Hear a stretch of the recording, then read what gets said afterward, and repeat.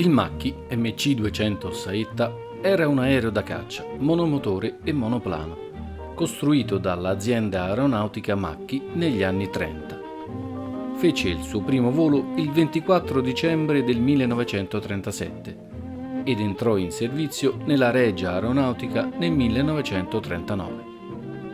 Dopo l'esperienza in Spagna con i Fiat CR32 durante la guerra civile spagnola, i vertici della Regia Aeronautica ritennero necessario soddisfare la richiesta dei piloti di avere mezzi più veloci e moderni.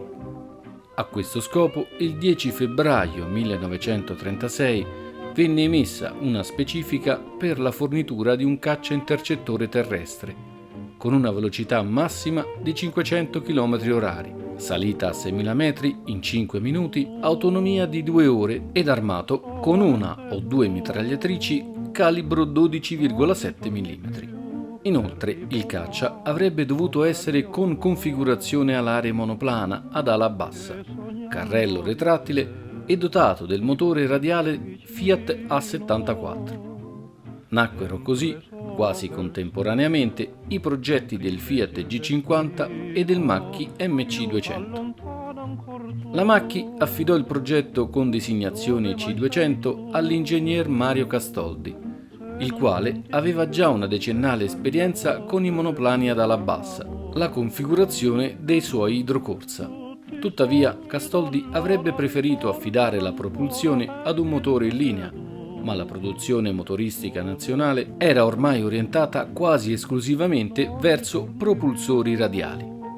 L'MC200 rappresenta, come il suo omologo Fiat G50, una svolta nella produzione aeronautica italiana dell'epoca, con l'adozione di una configurazione alare monoplana e una struttura interamente metallica. La fusoliera metallica, con struttura a semiguscio e correntini e false ordinate, era caratterizzata da un abitacolo aperto, protetto da un parabrezza e da finestrini laterali. La posizione del pilota risultava sopraelevata e gli consentiva un'ottima visibilità. Nelle prime serie era stato adottato un tettuccio chiuso, che però causò problemi sia di visibilità laterale che di apertura in emergenza, nonché problemi di opacizzazione nella parte posteriore. Così, dopo i primi 146 esemplari, si optò per la versione con tettuccio semiaperto. La fusoliera, infine, posteriormente terminava in un impennaggio classico, monoderiva, dotato di piani orizzontali a sbalzo. L'ala era di tipo monoplana montata bassa sulla fusoliera ed era ricavata in un'unica struttura costituita da 2 longheroni e centine, dotata di alettoni con ipersostentatori ventrali. Tutta la struttura era realizzata in metallo, a parte il rivestimento in tela verniciata degli alettoni. Il carrello era un biciclo classico, anteriormente retrattile a scomparsa, con le gambe di forza che si ritraevano verso la parte interna e si integravano nella struttura alare inferiore. Posteriormente era integrato da un ruotino d'appoggio posto sotto la coda. La propulsione era affidata ad un motore Fiat A74 RC38. Si trattava di un radiale a 14 cilindri, a doppia stella raffreddato ad aria, capace di erogare una potenza di 870 cavalli ed abbinato ad un'elica tripala di costruzione metallica a passo variabile in volo. A differenza del G50, che adottava la stessa motorizzazione, venne utilizzata una cappottatura bugnata in corrispondenza dei bilancieri posti all'apice delle singole teste, riducendo così sensibilmente l'ingombro frontale a vantaggio sia dell'aerodinamica che della visibilità. Il combustibile era stivato in 2 diversi serbatoi autosigillanti collocati nella fusoliera in posizione baricentrica, uno tra le 2 semiali e l'altro sotto l'abitacolo del pilota. L'armamento era costituito da 2 mitragliatrici Breda Safat calibro 12,7 montate sopra la cappottatura del motore, sincronizzate, che sparavano attraverso il disco dell'elica e che disponevano di 370 colpi ciascuno. Nella versione cacciabombardiere MC200 CB Erano presenti sotto le ali gli agganci ausiliari per 2 bombe fino a 160 kg o per 2 serbatoi ausiliari da 150 litri ognuno. Il primo prototipo, con matricola militare 336, con ai comandi il pilota collaudatore Giuseppe Burei, venne portato in volo per la prima volta dal campo della Promessa di Lonate Pozzolo, il 24 dicembre del 1937. Le prime impressioni furono giudicate positive, ma non mancarono i problemi. Difatti, nelle virate strette si innescava un pericoloso fenomeno di autorotazione. Questi inconvenienti emersero già dai test svolti l'11 giugno del 1938 a Guidonia da parte del maggiore Ugo Borgogno, il quale constatò che non si poteva stringere molto la virata a 90 gradi perché l'apparecchio tendeva a rovesciarsi dalla parte opposta, in maniera più accentuata verso destra. Inoltre, se si chiudeva troppo la virata, il Macchi entrava in una pericolosa autorotazione. All'inizio del 1940, 2 piloti restarono uccisi proprio a causa di questo difetto. Consegne e voli vennero sospesi e l'aereo venne considerato dalla media dei piloti non pilotabile. La causa dei guai dell'MC-200 fu individuata nel nuovo profilo dell'ala. Castoldi iniziò da subito a sperimentare un nuovo tipo di ala, ma fu l'ingegnere Sergio Stefanutti, a Passignano sul Trasimeno, a trovare la soluzione, incollando semplicemente degli strati di compensato di balsa al centro e alle estremità delle ali. Dopo questa modifica, l'apparecchio iniziò ad ispirare fiducia ai piloti. Aveva un buon comportamento generale nella qualità del volo e in acrobazia ed era praticamente esente da vibrazioni. Così trasformato, l'MC-200 si rivelò presto il nostro migliore caccia dell'epoca.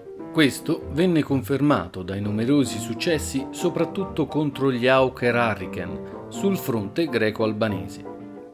Nel corso dell'intero arco di produzione verranno costruiti 1153 esemplari di MC-200, di cui 395 esemplari più 2 prototipi realizzati dalla stessa Macchi, 559 dalla Breda e 200 dalla SAI Ambrosino. In generale, il Macchi MC-200 non aveva particolari difetti ed era dotato di ottime capacità per il combattimento ravvicinato. La sua maneggevolezza era eccellente e la stabilità nelle picchiate ad alta velocità eccezionale. Di contro stavano però la scarsa potenza del motore, una velocità orizzontale appena sufficiente, un armamento inadeguato di sole 2 mitragliatrici da 12,7 mm in fusoliera, l'abitacolo aperto privo di riscaldamento, la mancanza di corazzatura a protezione del pilota e l'impossibilità assoluta di compiere manovre in volo rovescio a causa sia dell'alimentazione a carburatore sia, soprattutto, del disinnesto delle pompe dell'olio e della benzina che una tale manovra avrebbe provocato con conseguente distruzione del motore. I primi MC-200 vennero consegnati alla Regia Aeronautica nel 1939. Al momento dell'entrata in guerra, il 10 giugno 1940, gli esemplari in linea erano 156, la metà pronta all'impiego con il 16° gruppo autonomo da caccia terrestre, la 181esima squadriglia del 6° gruppo caccia del primo stormo caccia terrestre in Sicilia e il 152 e 153esimo gruppo del 54esimo stormo a Vergiate. Il 1 novembre gli MC-200 ottennero la loro prima vittoria, quando un Sutherland in missione da ricognizione fu attaccato appena al largo di Augusta in Sicilia da una pattuglia in crociera di protezione. In combattimento contro i lenti Hawker Hurricane si dimostrò efficace con prestazioni eccezionali nei duelli aerei. Dall'entrata in guerra nel giugno 1940 fino alla resa dell'8 settembre, l'MC-200 era il caccia italiano più utilizzato. Operativo in Grecia, Nord Africa, Jugoslavia, Mediterraneo e Russia, dove ottenne l'ottimo rapporto di abbattimento di 88 aerei nemici contro i 15 persi. Il Saetta poteva competere con i migliori caccia anglo-americani, uscendone spesso vincitori. Prima della fine del 1941, lo Spitfire era l'unico caccia avversario in grado di surclassare l'MC-200 e dopo tale data, con il progressivo arrivo di caccia avversari di prestazioni superiori, il Saetta divenne progressivamente obsoleto e fu gradualmente ritirato dai settori più avanzati, continuando a servire come intercettore basato sul territorio nazionale e soprattutto come cacciabombardiere.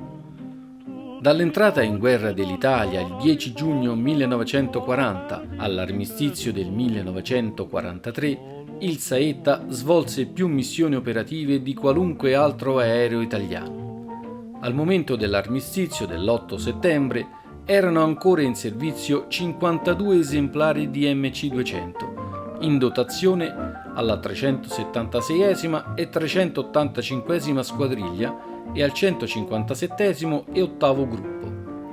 23 caccia efficienti vennero impiegati dalla Regia Aeronautica co-belligerante al sud e altri 8 dall'Aeronautica Nazionale Repubblicana e in entrambi i casi servirono come addestratori.